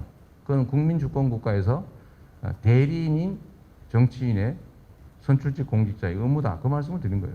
단 저는 이런 생각이 있는 거죠. 설득할 자신이 있다. 그러나 다만 이번에 이걸 가지고 내가 반드시 이거는 뭐 반대하든지 말든지 하겠다라고 인지하는 분들이 많았기 때문에 그건 원칙적인 얘기를 드린 것이고요. 저는 토지 이익 배당이라고 하는 걸 해야 된다. 토지는 우리 전 국민의 공통의 소유이고 그래서 공개념이라고 하는 게 있으니까 부담을 지금처럼 너무 낮게 하는 게 투기 원인이 되고 부의 양극화를 심화시키고 사람들의 근로 의욕을 저해시키고 주택 문제, 토지 투기 문제를 발생시키지 않냐라는 측면에서 필요하지만 국민이 동의하지 않으면 자제한다. 최대한 설득해서 동의를 받겠다. 그 말씀을 드린 겁니다. 당연히 정치인이 자기 주장이 있어야죠. 그리고 그 자신의 정치적 가치, 철학, 관철하기 위해서 노력해야 되지만 대통령은 국민의 지배자가 아니기 때문에 국민을 대표하는 대리인이기 때문에 최대치가 국민의 뜻입니다. 국민의 뜻을 넘어서는 그런 건 독재라고 하죠. 포갑이죠, 포갑. 자기가 아무리 옳아도 자기 뜻을 관철하기 위해서 국민의 의사에 반하거나 거스르면 안 된다. 그건 너무 당연한 것입니다. 네, 또 이번에는 오른쪽에 아무나 저기 뒤에 학생 흰옷 입으신 분. 네, 안녕하세요. 경제학부 이덕형이라고 합니다. 국토보유세 관련해서 질문이 있는데 국토보유세가 토지 배당으로 이제 효과를 발휘하기 위해서는 이제 세금이 전가가 안 돼야 된다고 알고 있습니다. 근데 비탄력적이기 때문에 전가가 안 된다는 그런 의견이 있는 걸로 알고 있는데 실제 연구 결과를 보면은 일부 그 이제 임차인에게 전가가 되는 부분도 많이 있고 실제로 쓸모 있는 토지 같은 경우에는 탄력적 공급이 된다고 알고 있고 또 우리나라 구조상 토지 자체가 마켓 파워를 가지고 있어가지고 독점력을 행사하는 경우도 있어서 과연 토지 보유세가 진짜 이제 토지 배당으로서 소득 불평등을 완화할 수 있는 그런 기구가 될 수 있는지에 대해서 근본적인 의문이 있는데 이에 대해서 답변 부탁드립니다. 이제 앞으로는 저 이름을 바꿔주세요. 국토보유세라고 하지 말고 토지이익배당이라고 좀 바꿔주시면 좋겠습니다. 그건 하나의 한 측면에 불과하니까. 부담과 지출 양 측면이 전체를 이루고 있는데 정치적 목적으로 사실은 부담 부분만 강조하는 거죠. 이재명 세금만 거두려고 해. 그러나 그건 사실이 아닌 거죠. 그거는 토지에 관한 부담을 늘리는 것은 불가피하고 국민들이 저항하고 부담을 느끼기 때문에 이걸 전체 국민들에게 전액 공평하게 배당하는 정책을 할 필요가 있다. 그러면 토지 없는 사람 또는 토지가 적은 사람 90% 이상은 내는 것보다 받는 게 많거나 아예 안 내고 받는다. 그런데 이게 과연 불평등을 완화할 수 있느냐. 전가되면은 효과가 떨어지지 않냐. 그 말은 맞죠. 전가되면 떨어지는 건 맞는데 전가가 없다고 할 수 없죠. 그러나 다 전가되지는 않죠. 효과가 있는 건 분명하지 않습니까? 100%냐? 100%도 아닐 수 있죠. 그러나 우리가 예를 들면 자기가 보유하고 있는 경우는 증가할 데가 없잖아요. 대기업이 예를 들면 토지를 무슨 연수원이니 뭐 이런 걸로 뭐 잔뜩 가지고 있잖아요, 지금요. 그런 건 증가할 수 없죠. 혹시 모르죠. 물건값에 더하게 할지. 그런 건 증가라고 하기 어렵겠죠. 그러나 뭐 직접 상가 건물을 가지고 있는데 건물 부분에 대해서는 부과하지 않으니까 토지 부분만 부과하니까 아주 소액일 텐데 뭐 그런 경우는 있긴 하겠지만 그게 크지는 않을 거다라고 볼 수 있을 것 같습니다. 하여튼 오늘 또 언론 기사에 또 국토보유세 강행 이렇게 쓸 가능성이 많은데 분명한 거는 여러분 자동차 보유세가 얼마 정도인지 아시죠? 여러분 자동차 가지고 있죠? 그것도 일종의 재산입니다. 그 한 2% 되거든요. 근데 토지를 보유한 경우는 0.17%밖에 안 됩니다. 왜? 자동차는 소모품이죠. 없어져요. 그런데 세금을 내야 돼요. 그 자체가 가치를 창출하지 않아요. 그러나 토지는 반대죠. 영원히 존재하죠. 그리고 그 자체가 가치를 일부 창출하죠. 사용이익이라고 하는 거. 마모되지도 않다. 그런데 세금이 어떤 게 더 비싸야 됩니까? 논리적으로? 한번 판단해 보시고요. 그런데 10분의 1밖에 안 된다. 10분의 1도 채 안 된다. 한 13, 4분의 1? 이게 정의로울까? 자동차는 서민이 다 가지고 있어요. 땅은 여러분 중에 가지고 있는 사람 많아요? 땅 있는 사람 손 한번 들어보실래요? 땅 있는 분. 있는데 손 못 들겠죠, 별로. 그럴 만큼 땅이 있는 사람이 별로 없는 거예요. 그래서 이거는 우리가 장기적으로 해야 될 일인데 이번 선거의 주요 쟁점으로 이거를 내가 공약으로 국토보유세를 확실하게 반드시 이렇게 하는 것은 국민들이 반대하니 기본소득위원회 같은 걸 만들어서 충분히 논의하고 국민이 동의하는 전제로 조금씩 순차적으로 점진적으로 해보고 나갈 생각이고 만약에 국민이 이거 효율성이 떨어진다 반대다 라고 하면 하지 말아야 되는 게 또 대리인의 책임이자 도리 아닌가 싶습니다. 네, 이번에는 중간에 저 여학생 한번 할까요? 저기 기둥 앞에 요 중간에 지금 손가락질 하시는 분 자기를 지금 가르치신 분 그 뒤에 분도 손 드셨던가요? 아니죠?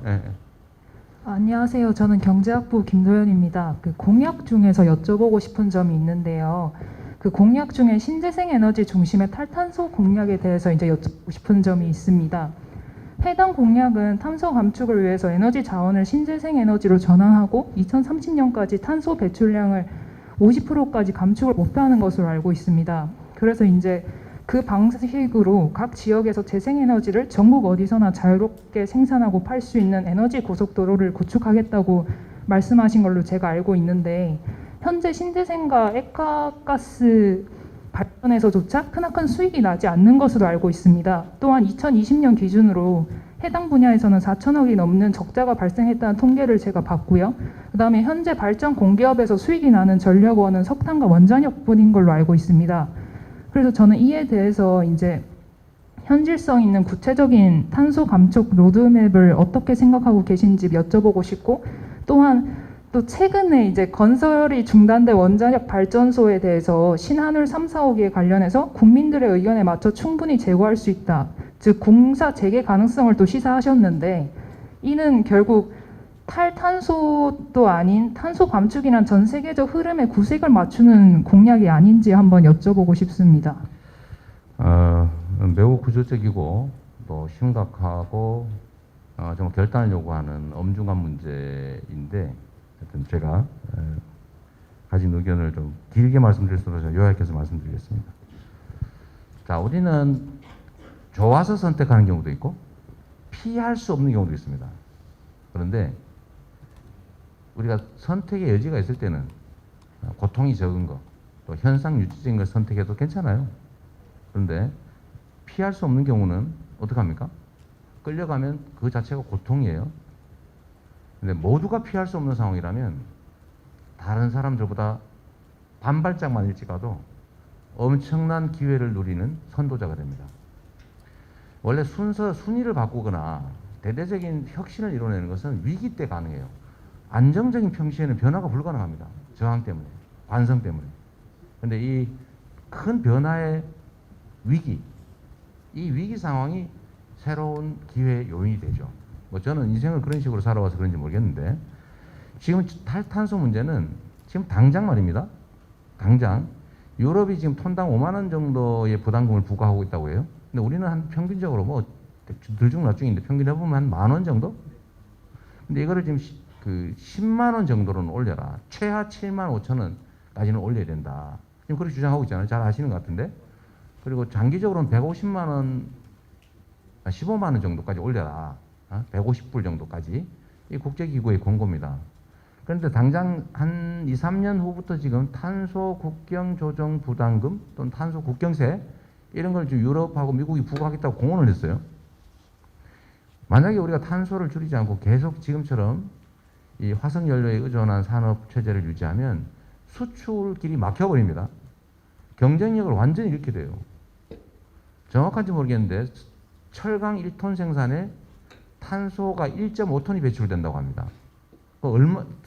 철강 1톤에 도대체 얼마를 유럽, 미국 수출할 때 부담을 시키게 됩니까? 그런데 만약에 우리가 이런 식으로 끌려가지 말고 반대로 우리가 먼저 빨리 부과를 해가지고 국내에 수입되는 그 수입 상품에 대해서 당신들 부가액이 적으니까 우리 더 많이 받겠다. 그래서 부과해가지고 받으면 국부 유출이 안 되고 우리 국가에 도움이 되겠죠? 자, 끌려갈 거냐? 끌려가다가 도태의 위험을 겪을 것이냐? 우리가 힘들지만 반발적으로 일찍 가가지고 우리가 선도해서 끌고 갈 거냐? 이거는 정말로 중요한 선택입니다. 근데 그러려면 일단은 대대적인 투자가 필요하겠죠. 당연히 투자해야죠. 민간이 자율적으로 할 수 없어요. 탈탄소 사회로 가기 위해서 지금 어떤 분은 40% 목표 책정한 파리 협정에서 우리가 제시했잖아요. 우리 40% 30년까지 감축하겠다. 이거 지금 줄이겠다고 지금 공언하셨던데 이거 줄이려면 어떻게 됩니까? 파리 협정 탈퇴해야 되죠. 그러면 우리가 국제사회에서 완전히 고립되겠죠. 잠깐은 우리 국내 기업들이 탈탄소 정책을 취하지 않아서 덜 고통스럽겠지만 결국은 죽습니다. 죽을 병에 걸려 있는데 수술 안 하면 죽는데 환자가 아파한다고? 아이고 그래 아파 수술하면 안 되지. 돈 들어 수술비 비싸 우리 수술비 빌려야 되는데 수술할 돈이 없네. 그러면 참자 그냥 견뎌봐. 어떻게 됩니까? 똑같이 엄청난 위기를 겪겠죠. 죽든지 망하든지. 그래서 이건 우리가 가야 될 길인데 그럼 어떻게 가능하냐 그게. 지금 이제 사업성 얘기도 했는데 크게 보면 신재생 에너지 중에 이미 그 풍력 발전, 북유럽 같은데 풍력 발전이나 아니면 유럽의 태양광 발전이 이미 화석 연료 효율성을 넘어섰습니다. 곧 원전도 넘어설 거라고 봐요. 10년 이내에. 그러니까 지금 원전에 우리는 엄청나게 싸다고 생각하지만 엄청나게 위험하잖아요. 수만 년 우리 후손한테 관리 비용 위험 부담을 떠넘기지 않습니까? 그게 진짜 싼지 내가 모르겠고 그러나 그것조차도 앞으로 10년 이내에 소위 그리드 페리티를 겪게 된다. 즉 생산 원가가 신재생 에너지가 더 싸지는 사회가 온다. 10년 안에. 이거 일반적인 예측이에요. 그러니까 그 방향으로 가야 되는데 결국은 끌려갈 수밖에 없습니다. 대신에 우리가 조금만 일찍 가면 새로운 길이 열리겠죠. 그래서 제가 에너지 고속도로를 얘기한 이유는 지금 뭐 저기 당진 이런 데서 막 석탄 막 떼가지고 막 전기 막 만들어내가지고 막 공기 마구 오염시키면서 생산을 해가지고 전국으로 보내주고 있잖아요. 반대로 가자 이제는. 소위 분산형 에너지 생산 시스템으로 가야 된다. 이미 유럽은 그렇게 하고 있어요. 독일 이미 뭐 원전 다 대체하고 있지 않습니까? 훨씬 싸요 이미. 대규모 투자를 했기 때문에. 그래서 우리도 그 길을 가야 되는데 송배전망을 지능형으로 바꾸고 왜냐하면 재생에너지는 들쭉날쭉하기 때문에 이걸 조정하고 통제할 예를 들면 가상발전소 이런 것도 잘 만들고 시스템도 잘 만들고 풍력 발전이나 태양광 발전 설비 회사도 많이 생기고 수리 보존해야 되고 기술 개발해야 되고 하여튼 그 영역에서 수입도 대체하면서 새로운 산업이 생겨날 수 있다. 대신에 이걸 민간 기업에 맡기면 힘드니까 어려울 때 정부의 대대적 투자를 통해서 국가가 역할을 크게 하자. 이걸 통해서 경제 부흥을 해나가자. 다른 나라보다 우리가 조금 힘들고 조금 시끄럽지만 조금만 빨리 가면 우리가 세계적인 경제 그 국가 순위를 바꿀 수 있는 절호의 찬스라고 저는 보는 겁니다. 다만 이제 결단이 필요하지 않을까 싶어요. 원자력 발전소 재개 문제는 아까 제가 말씀드린 이 소위 그리드 페리트하고 좀 관계가 있는데 곧 생산 원가가 신재생 에너지보다 더 높아질 가능성이 있다. 그거는 지금 계속 떨어지고 있으니까 신재생 에너지 발전 단가는. 근데 곧 원자력까지도 대체하게 될 거다라고 하는 상황이기 때문에 좀 장기적으로는 신재생 에너지 중심으로 가고 위험하고 실질적으로는 결코 싸지 않는 이 원전은 점차적으로 이미 있는 거 잘 쓰고 이미 짓고 있는 거 잘 짓고 쓸 수 있는 기간을 다 쓰고 기간이 되면 서서히 순차적으로 폐쇄해 나가면서 신재생 에너지로 전환해 나가면 되겠다라는 생각을 합니다. 한울 3, 4호기 얘기가 이제 그 경계선에 있죠. 이게 짓던 건지 지으려고 시도한 건지 그냥 계획한 건지가 불명해요. 그 경계선에 딱 걸렸습니다. 설계까지 했잖아요, 그죠? 7천억 들었다는데 매몰 비용 7천원을 감수하면서 추가로 지을 거냐 말 거냐 문제는 문재인 정부에서도 판단이 잘 어려우니까 국민 공론화를 거쳐서 일단 안 짓는 걸로 결론을 냈는데 역시 이것도 논쟁이 엄청나게 많습니다. 지금 현재 딱 멈춰 있는 상태니까요. 그래서 이것도 역시 저는 국민의 뜻에 맡기는 방향을 검토해 봐야 된다. 우리가 한 번 정했다고 언제나 바로 가야 된다. 한 번 결정하면 후퇴하지 말아야 된다. 이거 벽창호 아닙니까? 그러면 안 되는 거죠. 국민의 뜻이 중요하고 또 그때와 지금의 현실적인 경제 상황도 비교해 봐야 되고 이번에 지으면 60년을 쓸 수 있다니까 새로 지금 이제 짓고 있는 거 말고 만약 3, 4호기, 한울 3, 4호기 같은 거 짓는다고 하면 아마 2090년 정도까지 쓰게 될 텐데 2084년과 2090년 사이에 과연 대체를 충분히 할 수 있지 않을까라는 측면에서는 그냥 유지하는 게 좋겠고 그러나 당장은 또 다른 판단을 할 수도 있죠. 아까 하나 더 있었는데 그거는 좀 생략하도록 하겠습니다. 다른 분들 기회를 위해서. 네, 또. 네, 우리 마이크 어디 있어요? 자, 이 앞에 한번 저 뒤에 저 강하고 계신 거 아닙니까? 네, 중간에. 다음에는 요 앞으로 할 때 준비해 주세요. 우리 서울대 경제학부 학생들의 질문 수준이 너무 높아가지고 엄청 힘듭니다. 네. 네, 서울대 경제학부 조시현입니다. 후보님 말씀해 주신 내용 잘 들었고요. 저는 노동정책에 대해서 질문을 드려보도록 하겠습니다. 주 52시간제와 최저임금제는 블루칼라, 화이트칼라 관계없이 임금 근로자층의 최선의 보루라고 생각을 합니다. 이제 최근에 어떤 후보께서 그것을 무력화시키겠다라고 말씀하셔서 논란이 있었습니다만 그런데 이재명 캠프의 관련 공약에도 채워지지 않은 점이 있다고 생각을 하는데요. 현재 주 52시간제가 이제 최소한 회사가 눈치 보게 하는 정도에 불과할 뿐이지 실질적으로 지켜지지 않는 곳이 굉장히 많습니다. 뭐 판교나 선릉이나 IT 회사라든지 구로 디지털 단지에 있는 회사들이라든지 이야기를 들어보면 다들 굉장히 힘들어하거든요. 포괄임금제를 적용시켜서 그것에 대해서 연장 근로수당을 부여하지 않고 과도한 근로시간을 근로자들이 감당하게 만들고 있는데 법률상 따지면 이것이 엄밀히 따지면 위반이 되지만 그에 대해서 근로감독 역시 진행을 하지 않고 있습니다. 즉 법률이나 정부 지침은 일부분 진전을 하더라도 그것이 현실에서 국민의 삶을 개선시키는 데에는 제대로 된 역할을 하지 못하고 있는 것이라고 평가할 수 있는데요. 그래서 만약에 다음 대통령이 되신다면 이런 문제들을 해결을 하셔야 될 텐데 후보님께서 갖고 계신 포괄임금제 등에 대한 입장과 그리고 주 50시간과 같은 제도들을 어떻게 실질적으로 근로자들이 일하는 직장에 확립시킬 것인지에 대해서 견해를 말씀해 주시면 좋겠습니다. 네. 이것도 뭐 최근에 여러 가지 의견들이 충돌하는 중요 문제인 것 같습니다. 우리 세대별로 노동자들이 원하는 노동의 상이 좀 다른 것 같아요. 그러니까 과거에 우리는 안정적으로 돈을 많이 버는 게 제일 중요한 기준이었던 것 같아요. 근데 지금의 이제 새로운 세대들은 칼퇴근, 그 다음에 뭐라 그럴까요? 좀 품격 있는 직장? 이런 것들을 많이 선호하지 않나 싶어요. 그래서 저는 인류 역사를 좀 이게 되돌아봐도 결국은 생산성이 향상되면서 인간 노동에 대한 의존도가 점점 떨어지지 않습니까? 근데 그럴 때 그러면 과거 방식으로 진짜 눈 뜨면 일하고 눈 감으면 자고 눈 뜨면 일하고 눈 감을 때까지 자고 일하고 이런 방식으로 지금까지 살아왔으면 인류가 유지될 수 있었겠냐. 근데 결국 어떻게 해결했냐면 노동시간 단축으로 해결해 온 거예요.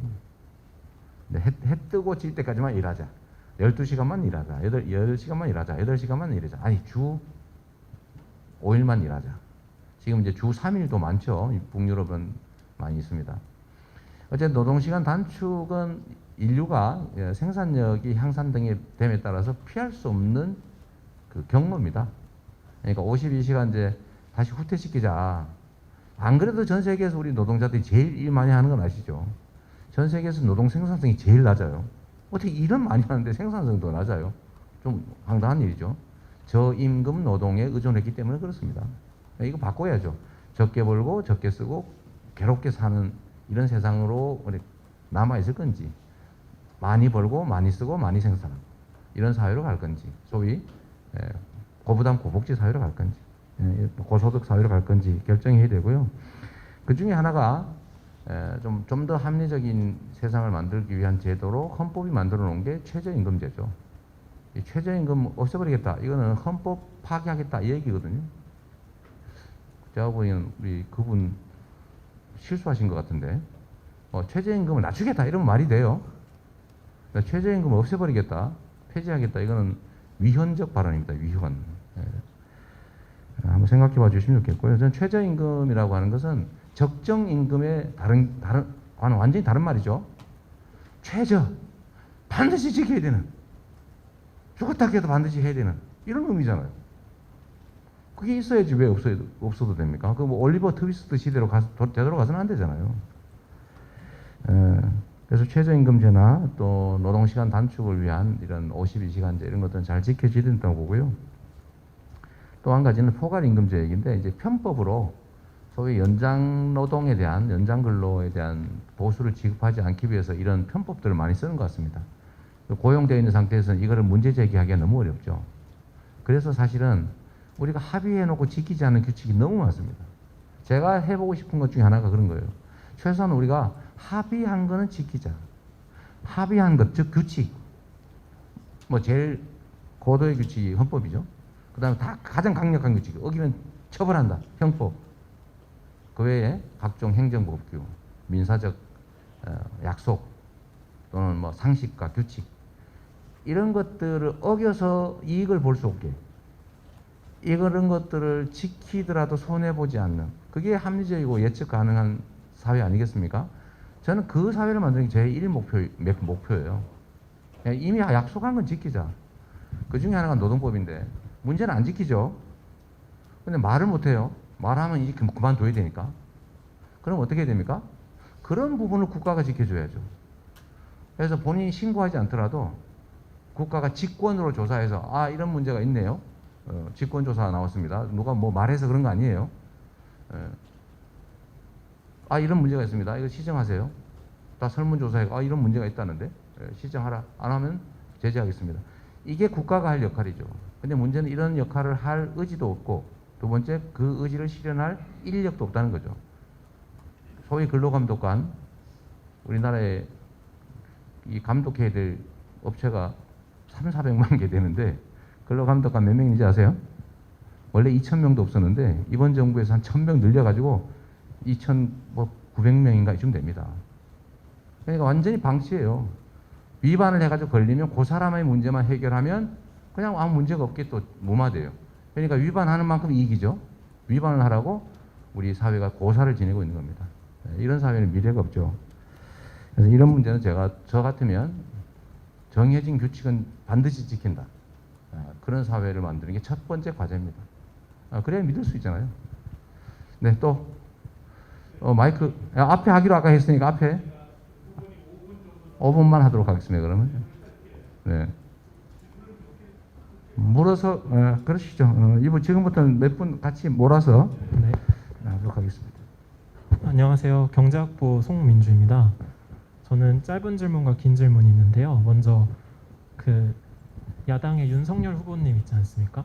윤석열 후보님도 여러 가지 경제 공약들을 제시한 걸로 알고 있는데 그 윤석열 후보님과 비교해서 이재명 후보님 공약에는 어떠한 그 비교 우위가 있을지 경쟁력이 있을지 여쭙고 싶고 그리고 기본 대출 얘기를 말씀하셨는데 그 SNS에 연체율을 0.1, 0.2%로 계산하고 그 재정 부담이 얼마 들지 않는다라고 말씀을 하셨는데 이 0.1, 0.2%의 경우는 그 고신용자들이 대출을 받는 시중은행의 연체율을 의미하고 그리고 서민금융상품 햇살론 경우에는 10%에 달한다고 알고 있거든요. 그래서 보통 그 김병욱 더불어민주당 의원께서 발의하신 기본대출법 발의안에도 연체율을 10%로 잡고 계산하셨는데 이렇게 너무 연체율을 과소평가하심으로써 발생하는 재정 부담의 문제를 간과하신 건 아닌지도 여쭤보고 싶습니다.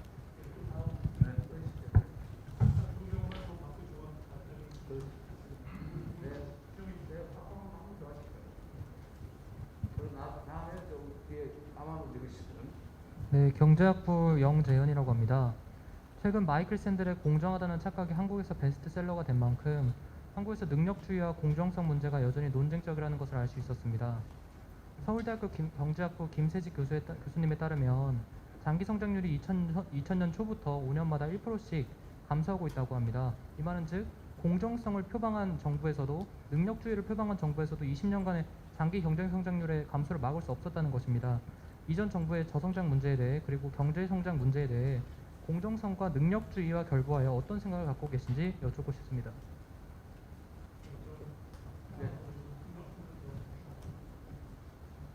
네, 경제학부 권계입니다. 짧게 3가지 정도 질문을 드리고 싶습니다.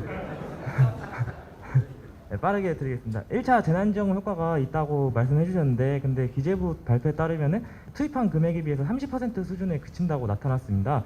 그렇다면 1차 재난지원금 효과가 이처럼 없다고 부족했다고 나오는데 어떤 자료를 보고 효과가 있다고 말씀하시는지 궁금하고 또 지역화폐의 경우 제로성 문제가 불거지는데 이에 대해 어떻게 생각하시는지 궁금합니다. 두 번째로 암호화폐의 경우 인정한다고 말씀해 주셨습니다. 그런데 한국은행 이주열 총재께서 CBDC 도입을 이야기하셨습니다. 물론 둘의 성격은 다르지만 해당 발언의 의도에는 국가가 자신의 화폐 발행권을 놓고 싶어하지 않아 하는 점이 있다고 생각합니다. 그러나 암호화폐를 인정하게 된다면은 그 말의 의도에는 국가가 발행하는 전자화폐와 암호화폐가 두 가지가 병존한다고 보시는지 아니면 결국 국가의 제도에 흡수될 것을 염두에 두고 말씀하신 건지 궁금하고 암호화폐의 경우 개인이 시니어리지를 획득하게 되는데 이것이 후보님이 말씀하시는 정의에 부합한다고 보시는지 궁금합니다. 시니어리지를 암호화폐의 경우 개인이 획득하게 되는데 이것이 후보님이 말씀하시는 정의에 부합하는지 궁금하고 만약 그렇지 않다면 정부가 개입해서 그 정의를 실현해야 한다고 보시는지 궁금합니다. 마지막으로 지방기관 이전 문제입니다. 지방기관 이전에 후보님께서 서울대를 포함시켜서 말씀해 주셨습니다. 이처럼 선거 기간만 되면은 서울대 때리기가 정치권에서 이어지고 있습니다. 그렇다면 과연 서울대생들이 이렇게 모인 앞에서 지방 이전을 자신 있게 말씀하실 수 있으신지 궁금합니다. 즉 서울대 부지를 이전하여서 임대 아파트를 짓고 해당 기간에 철거하고 또 이전하고 그런 비용이 실제로 후보님이 생각하시는 정책 효과가 더 크다고 보시는지 아니면 단순 이전으로 이처럼 지방이 살아나고 삭발 서열화가 정말 타파될 수 있다고 보시는지 이렇게 3가지가 궁금합니다. 쉬운 거부터 할게요. 서울대 이전은 지금 저는 장기적으로 보면 대학 도시를 만들 필요가 있다고 생각합니다. 그런데 지금 현재 예를 들면 우리가 현실적 정책으로 이걸 추진할 거냐에 대해서는 저는 여전히 회의적이고 제가 이거 공략한 일 없거든요. 왜냐하면 실현 가능성에 의문이 있다. 또 한 가지는 그 국립대 통합, 예를 들면 뭐 파리 1대학, 뭐 파리 8대학 하는 식으로 그것도 저는 장기적으로는 필요하다고 보지만 현실적으로 가능하겠냐. 정치란 우아한 목표를 제시하는 게 목표가 아니고 현재 상태에서 실현해야 되거든요. 근데 실현 가능하냐. 우리나라에서 서울대 여기 관련된 사람이 얼마나 많은데 과연 이 저항을 이겨낼 수 있겠냐. 그 결과로 가능하겠냐 첫째 문제고 두 번째는 그 대통령이라고 마음대로 할 수 없거든요. 두 번째는 과연 얼마나 효율적일까. 이 문제에 대해서 확고한 그 결론을 내기가 어려운 거죠. 방향은 맞다고 생각하지만 현실적인 정책으로 내세울지는 우리 참모들 많이 그런 주장 많이 합니다. 이거 뭐 화끈하게 한번 던져야 된다. 그래서 제가 계속 안 하고 있는 거죠. 어쨌든 고민해야 될 건 분명합니다. 그 다음에 시너리지를 개인이 갖는 게 정의에 부합하냐? 부합하지 않죠.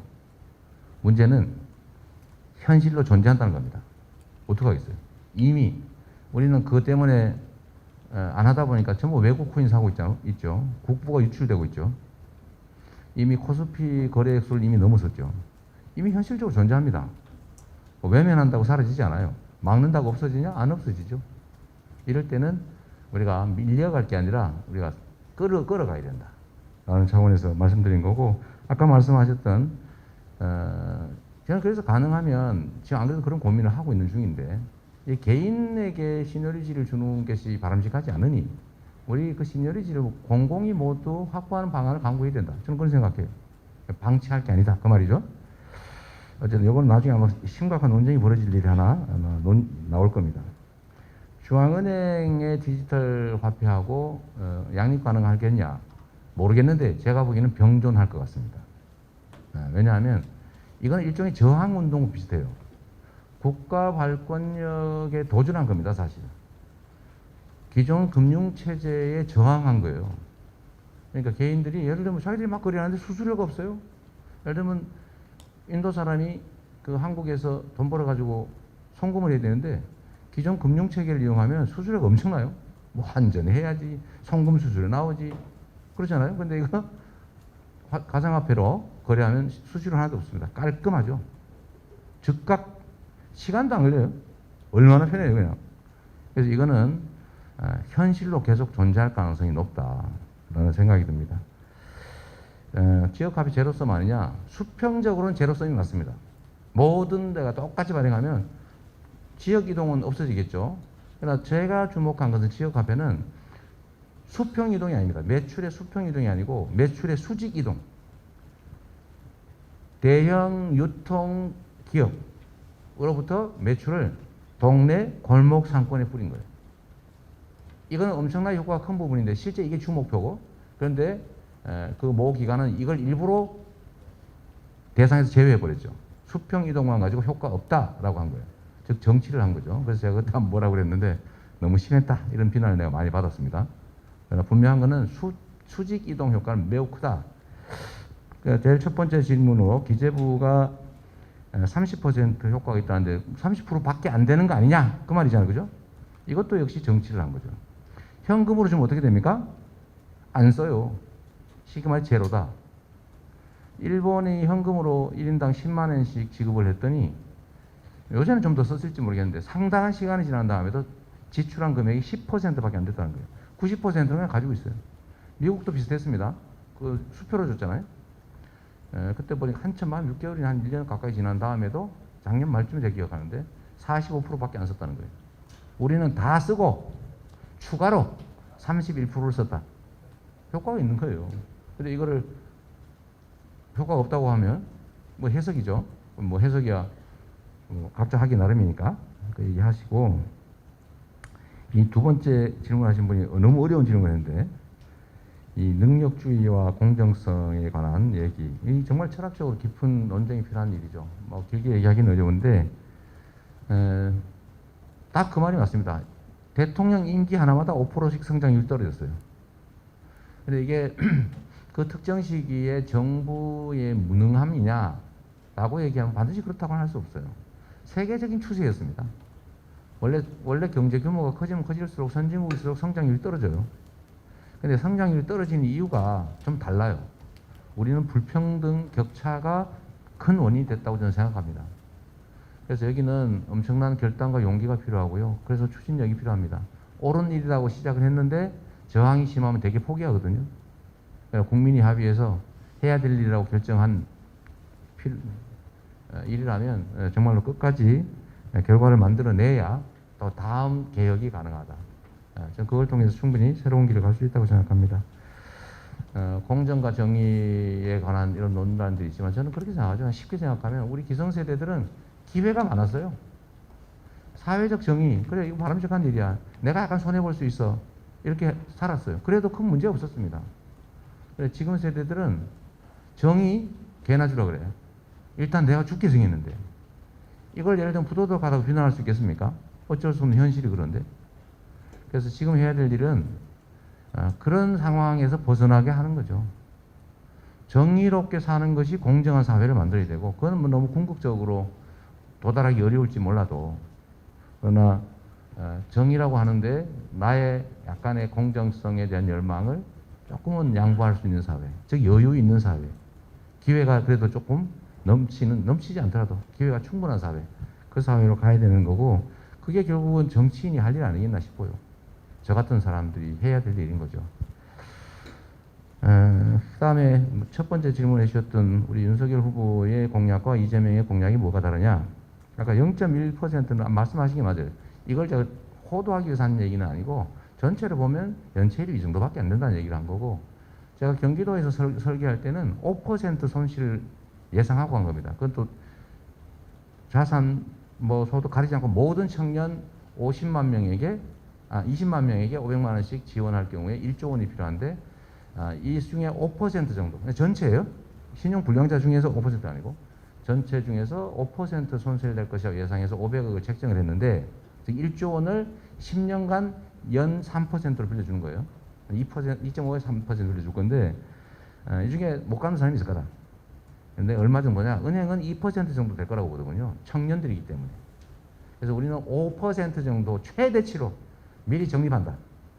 근데 5% 지출해가지고 20만 명이 500만 원 필요한 20만 명이 500만 원씩을 자유롭게 마이너스 통장을 개설해서 빌릴 수 있는 상황을 만들어준다면, 저는 금융복지 정책으로는 상당히 효율적인 정책일 거라고 보고, 이게 은행이 손해본다는 얘기 있었는데, 은행이 5군데가 자기들이 하겠다 경쟁이 들어왔습니다. 은행 손해보는 일이 하나도 아니거든요. 200억은 현금으로, 300억은 기금으로. 이 정도 하면 충분히 수익도 난다라고 해가지고 지금 시행하고 있다는 말씀드리고요. 이제 마지막으로 정리삼아 이 말씀을 좀 드리겠습니다. 시간도 돼서. 정치인들의 공약이라고 하는 거 있지 않습니까? 이 공약이라고 하는 거는 이제 계획이자 청사진이잖아요. 그리고 그 어긴다고 어떤 제재도 없습니다. 그냥 약간의 비난이 있다는 뿐이죠. 누구는 이렇게 얘기했어요. 공약 다 지키면 나라 망한다. 김모, 국힘의 유명한 유력한 정치인이 한 말입니다. 선거 때는 무슨 말은 못하나? 이거 국힘의 국민의힘의 유명한 한 대통령께서 하신 말씀입니다. 정치인들은 그렇게 공약을 취급해요. 국민을 표를 얻기 위해서 잠깐 던지고 안 지키면 그만이고, 또 국민들도 그래 공약 원래 안 지키는 거지, 빌공짜 공약이나 이게 정치 불신의 원인이 된 겁니다. 그래서 제가 이런 정치 하지 말자고 정치를 시작할 때부터 마음을 먹었어요. 말하면 반드시 지킨다. 그래서 공약 이행률을 제가 지금 이번 6월달 기준으로 전반기 3년 6개월 만에 했더니 경기도는 98.1% 나왔어요. 성남시장 할 때는 96%, 94% 이렇게 두 번이 나왔는데, 이게 왜 가능하냐? 못 지킬 약속을 안 하면 됩니다. 아까 서울대 이전 공약 이런 건 이제 공약 안 한다니까요. 말은 할지 몰라도 지킬 수 없을 것 같아서 공약을 하기가 지금 망설여지고 있는 거죠. 국민들은 상당수가 원합니다. 근데 실제 가능하겠냐? 그래서 제가 표가 좀 될 것 같은데 안 하는 거죠. 지금까지는. 그래서 이 공약이라고 하는 것에 대해서는 국민들의 신뢰도도 매우 낮고, 또 공약이라고 하는 것은 미래 청사진이기 때문에 아무나 가장 좋은 거 다 만들 수 있어요. 정책에는 저작권이 없습니다. 예술에는 저작권이 있는데 정책에는 저작권이 없어요. 그래서 저작권이 없기 때문에 다 베껴서 하면 됩니다. 전문가 시켜가지고 한 일주일에 한 달 베끼면 최고의 공약 만들어낼 수 있어요. 문제가 뭐예요? 아마 여러분들 보시면 알 겁니다. 하는 얘기가 다 거의 비슷비슷한 상황이 올 겁니다. 야당, 여당 가릴 것 없이 하는 얘기가 하겠다는 얘기가 다 비슷해요. 딱 국민이 원하는 건 다 한다고 그럴 테니까. 차이는 딱 한 게 있습니다. 공약의 내용은 차이가 거의 없을 건데, 차이는 실제로 실현할 거냐, 실천할 거냐, 결국 국민이 판단하겠죠. 그리고 그 판단으로 결판이 나겠죠. 그런데 실현할지 안 할지 판단은 개인의 미래에 대해서 정확히 알 수 없습니다. 정치인들 하도 거짓말을 많이 했기 때문에 니도 거짓말 하겠지라고 할 거예요. 그래도 하나의 근거는 있습니다. 제가 가장 자신하는 부분이 그거죠. 어떤 사람의 미래는 그 사람의 과거를 현재라는 거울에 비춰본 겁니다. 그의 살아온 과거 행적이 곧 미래로 이어질 가능성이 훨씬 높은 거죠. 그래서 저는 약속한 걸 지켜왔고 또 나름 성남시장 또 경기도지사를 하면서 그 작은 도구로 큰 성과를 나름 냈기 때문에 국민들께서 불러주신 거죠.